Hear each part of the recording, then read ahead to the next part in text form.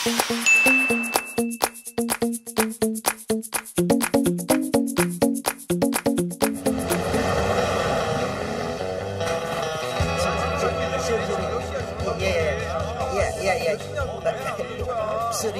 po. Sorry po. Wait. Ano daw? Hindi ko naintindihan yung sinasabi nila eh. Masyadong late na po kasi. Kasi naman yung dalawang impaktitan yan hanggang ngayon wala pa eh. Sorry ha. Asa kaya mga impaktitan yan humanda yun sa akin? Wait lang ha. Bakit kayo lang kayo? Hindi nyo ba alam? Kanina pa naghihintay ang bangka. Kanina pa dapat umalis. Malulugi ako niyan eh. Sorry po. Naku, hindi ko na kailangan mapaliwanag nyo, ha? Kayo talaga? Lalo lang sumasakit ang ulo ko sa inyo. Tingnan nyo, yung mga tao, nagbalikan sa kanilang mga kwarto.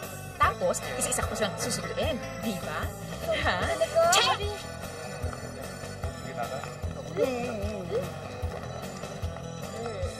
Sungit. Sorry kaya ako.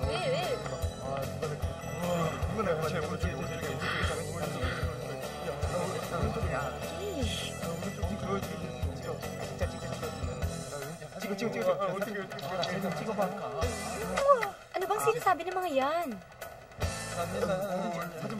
Picture? Okay. Dito. Ha? Malay ko ba? Ha? Singkit ba ako? Nakakamono ba ako? Actually, hindi sila mga Hapon, no? Mga Koreano sila.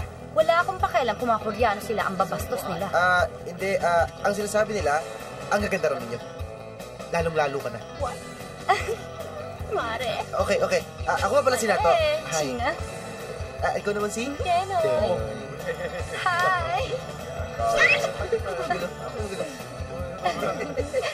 China. Mare, tinan mo yun, no? Saan? Ang cute niya. There, ayun, no? Saan? Hindi ko makita. Ayun. Kung saan kasi tumitingin, eh. Yun, no? Cute din mo.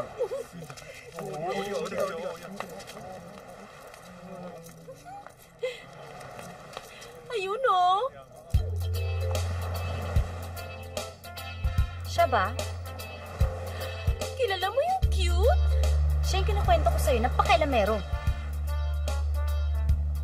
Di siya yung knight in shining armor mo? Deno, hindi, no? Ano kayang pangalan niya? Mariko. Actually, ang pangalan niya ay si Felix. Siya yung bagong dive master dito, pero wala nga masyado nakakakilala dyan kasi bago eh. Tsaka tahimik na tao. Tsaka madalas siya, palagi lang, mag-isa lang siya. Tara, Mare, sundan natin. Denoy, ayoko. Bumalik na tayo sa resort. Sundan na natin yung cute. Ayoko, halika na. Bakit? Cute.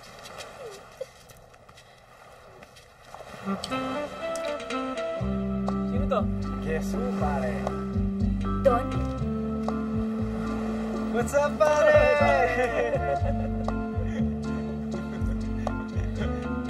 Uy, basta, pare. Paling daiba! No. Uy, grabe naman yung chest mo. Ay, hindi naman, pare. Ano?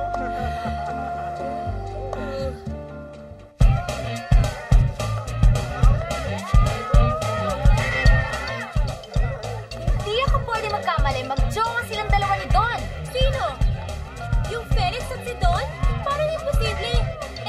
Mukhang lalaki yung Felix. Hindi ba sinabi ko na sa'yo, marami ng badingan nagpapalala